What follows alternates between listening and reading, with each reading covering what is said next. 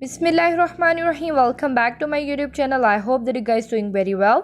सो आज हम लोग सर्कुलेशन ऑफ ब्लड के बारे में डिस्कस करेंगे। सर्कुलेशन किसकी? ब्लड की। सर्कुलेशन ऑफ ब्लड की हमारे पास दो टाइप्स हैं, pulmonary circulation and systematic circulation. This is the diagram of the human heart. As we know that our heart is a muscular organ. इसको दो पार्ट्स में डिवाइड किया गया है, right atria and the left atria. Then इसको मज़ीद दो parts में डिवाइड किया गया है, right ventricle and left ventricle. इस तरह हमारे हार्ट के टोटल कितने चैम्बर्स हुए? 4। Right atria, left atria, right ventricle and left ventricle. अब ये हमारे पास दो वेन्स हैं।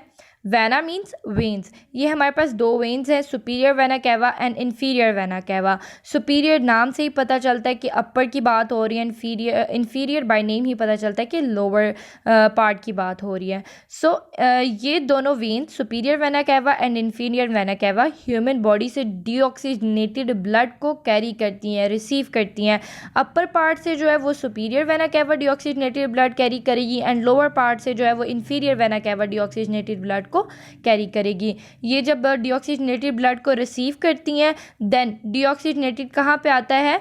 Superior vena cava deoxygenated blood को कहाँ पे लेके आती हैं? राइट एट्रिया में। राइट एट्रिया में डीऑक्सीजनेटेड ब्लड आएगा। देन यहाँ राइट एट्रिया जो है वो कॉन्ट्रैक्ट करेगी और जो डीऑक्सीजनेटेड ब्लड है वो हमारे पास कहाँ पे आ जाएगा? राइट वेंट्रिकल में। सबसे पहले superior vena cava and inferior vena cava body के अपर एंड द लोअर पार्ट से जो है वो डीऑक्सीजनेटेड ब्लड को कैरी करेंगी। देन वो लेकर किधर आएंगी? राइट एट्रिया में। राइट एट्रिया करेगी यहाँ पे हमारे पास कॉन्ट्रैक्ट करेगी। जब राइट एट्रिया हमारे पास कॉन्ट्रैक्ट करेगी तो जो हमारा डीऑक्सीजनेटेड ब्लड है वो कहाँ पे जाएगा? राइट वेंट्रिकल में। देन राइट वेंट्रिकल जो है वो कॉन्ट्रैक्ट करेगी और डीऑक्सीजनेटेड ब्लड देन जाएगा हमारा लंग्स में through pulmonary artery.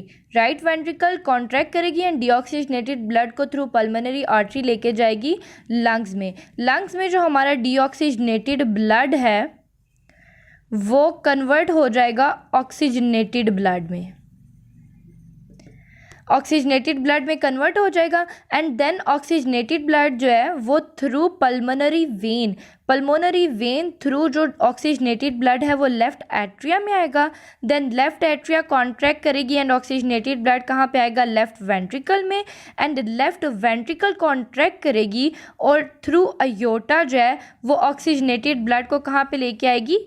Human body में। और क्या उसे कहते हैं, every part of the human body जो है वो ऑक्सीजनेटेड ब्लड को पहुंचाएगी। यहाँ तक जब हमारा जो डीऑक्सीजनेटेड ब्लड है वो राइट वेंट्रिकल से लंग्स में जाता है और लंग्स से डीऑक्सीजनेटेड ब्लड है वो कन्वर्ट होता है ऑक्सीजनेटेड ब्लड में एंड थ्रू पल्मोनरी वेन आता है लेफ्ट एट्रिया में। यहाँ तक हमारी जो सर्कुलेशन है वो कौन सी सर्कुलेशन होगी? पल्मोनरी सर्कुलेशन होगी। देन जब लेफ्ट एट्रिया कॉन्ट्रैक्ट करती है और ऑक्सीजनेटेड ब्लड जो है वो हमारा लेफ्ट वेंट्रिकल में आता है and then left ventricle contract करती है एंड अयोटा के थ्रू जो ऑक्सीजनेटेड ब्लड है वो ह्यूमन बॉडी में आता है एंड देन ह्यूमन बॉडी और देन वो ऑक्सीजनेटेड ब्लड हर पार्ट में जो है जाता है। देन वो सर्कुलेशन कौन सी होगी? Systematic circulation.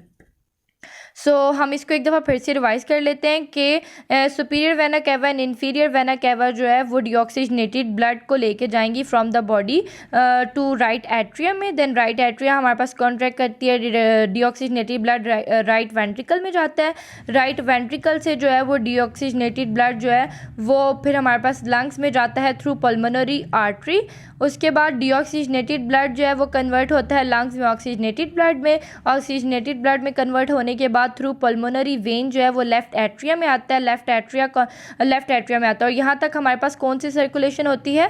Pulmonary circulation. फिर उसके बाद लेफ्ट एट्रिया जो है वो कॉन्ट्रैक्ट करती है और ब्लड कहाँ पे जाता है? लेफ्ट वेंट्रिकल में। देन लेफ्ट वेंट्रिकल कॉन्ट्रैक्ट करती है एंड अयोटा के थ्रू जो है वो ब्लड कहाँ पे आता है? ह्यूमन बॉडी में, ह्यूमन बॉडी के हर पार्ट में। एंड ये सर्कुलेशन हमारे पास कौन सी होती है?